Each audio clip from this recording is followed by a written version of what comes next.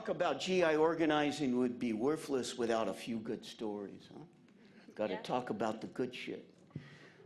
Talk about days before they had Xerox machines and nets and internets and maxinets and all kinds of nets.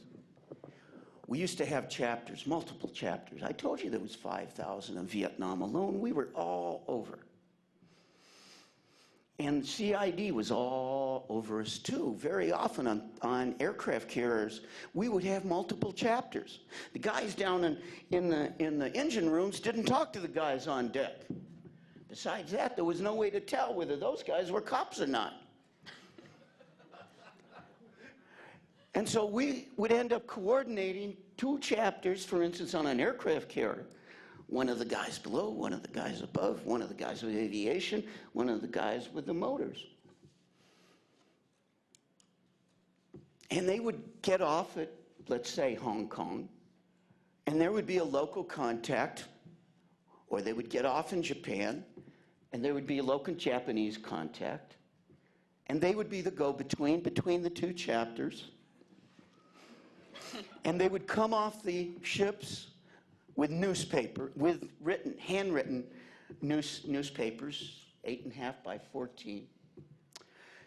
And the host, the Japanese, that wonderful Chinese man, because I know, would take them and publish a GI newspaper.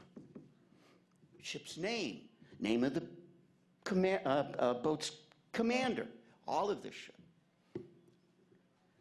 And then the guys would return a day, 24 hours later, and the people would have run off on Xerox machine, not Xerox, on mimeograph machines, 8.5 by 11 newspapers.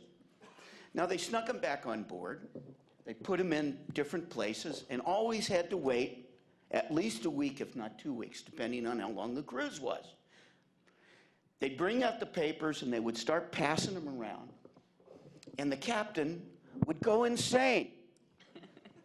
And just like, I think, what was his name? Captain Quigg in the Caine Mutiny. Quigg, obsessed. Find these things for me. Because he couldn't imagine. There was, what? That man with slant eyes, or that woman in Japan were actually helping these people? Convinced that there was a mimeograph machine right on his ship. Tear down, tear up, go insane.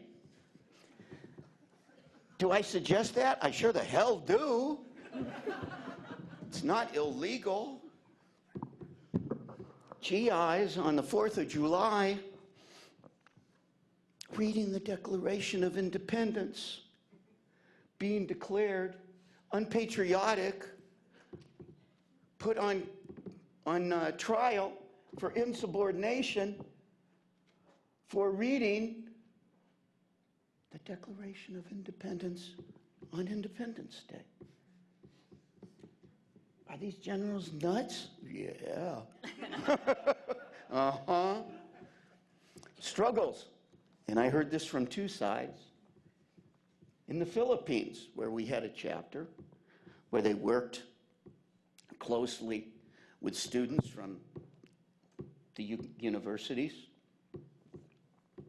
I got to think of a way to cover this, right? Because it's the streaming. How do I protect people who are guilty as fucking hell, but I don't want the military to ever get them. So anyway, they would work, and they would get an order, let's say, an ammunition. And they were all anti-war in this one section. They had a crisis of conscience. We are consciously anti-war. Martin Luther King had died 2 years before. One Asian civil rights or human rights person that I mean one Filipino that I met, he said, do you know, I discovered the movement when an African-American Navy, Chief Petty Officer, African-American, explained to me on the day he was killed why he put down the weapons and wept. And he said, I was just making my money as a University of the Philippines graduate. And he said, this guy educated me. He didn't pay for a prostitute in a bar. That's what a lot of GIs were doing. He didn't molest children like a lot of other GIs were doing. The guy helped him understand what was going on. He joined the movement, and eventually I visited him 30 years later when I went to the Philippines on a human rights mission. All night they fought it out. What can we do? What can't we do? We can't arm these weapons. Shit, if we don't arm these weapons, we're disobeying orders. Consensus. What the hell can we do? They armed half the weapons. Bombs didn't explode. Things didn't go off. And it wasn't just cheap American ingenuity. It was people who turned the wrenches. And they didn't get on TV and they didn't announce what they did. But they helped create a machine that no longer worked. Your job is to know how hard it is to be a GI and then make it easy for them to be politically active at a level that they can be politically active at. If they want to throw a wrench in a reduction, and we had those people, into the reduction and put down a whole fucking destroyer with one man, we supported it. And if all they want to do is read the Declaration of Independence on July 4th, we supported that as well. When the war ended, almost every GI project around the world had folded into VVAW. We actually did a summation, which we could talk about, in which the groups from Japan and Asia and other places that supported us. And I have to say it just one last time.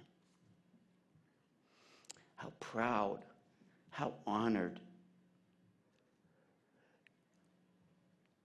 that we can be here today and hopefully next year and the year after and the year after that.